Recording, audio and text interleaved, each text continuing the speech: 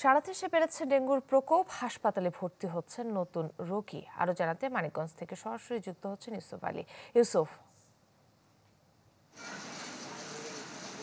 কাকুলি সারা দেশের ন্যায় মানিকগঞ্জে কিন্তু এই ডেঙ্গুর যে প্রকোপ সেটা দিন দিন বৃদ্ধি পাচ্ছে। বিশেষ করে এবছরের জানুয়ারি থেকেই দু-একজন রোগী হাসপাতাল ভর্তি হচ্ছে। বিশেষ করে গত 2 মাস আগে অর্থাৎ জুলাই মাস থেকেই কিন্তু একটু ডেঙ্গু প্রকোপটা মানে আরও বেশি বৃদ্ধি পেয়েছে। এর মধ্যে মানিকগঞ্জ আরেকটি বিশিষ্ট হাসপাতাল, সেই হাসপাতাল রয়েছে। এই হাসপাতালে কিন্তু বর্তমানে এর মধ্যে একটু রোগী ভর্তি রয়েছে। গতকাল তার মধ্যে 4 জন রোগী সুস্থ হয়ে রিলিজ নিয়েছে এবং কিছু রোগী কিন্তু উন্নত চিকিৎসার জন্য ঢাকা রেফার করা হয়েছে।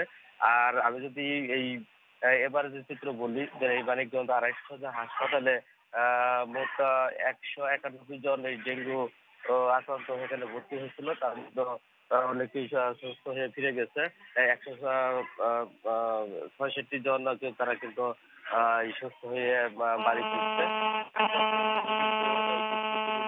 আক্রান্ত হচ্ছে মানিকগঞ্জ আরেকটি হাসপাতাল ছাড়াও যে উপজেলা স্বাস্থ্য কমপ্লেক্স এবং মেডিকেল কলেজ হাসপাতাল রয়েছে, সেখানে কিন্তু প্রতিদিনই করে 6 থেকে 7 জন করে রোগী ভর্তি হচ্ছে।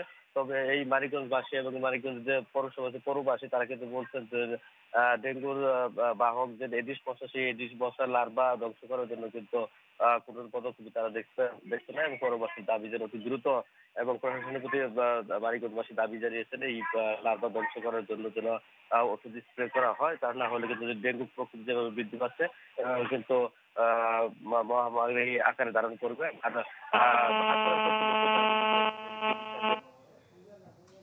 ইউসুফ, আপনাকে ধন্যবাদ। দর্শক, মানিকগঞ্জ থেকে ডেঙ্গুর প্রকোপ নিয়ে বিস্তারিত জানাচ্ছিলেন ইউসুফ আলী।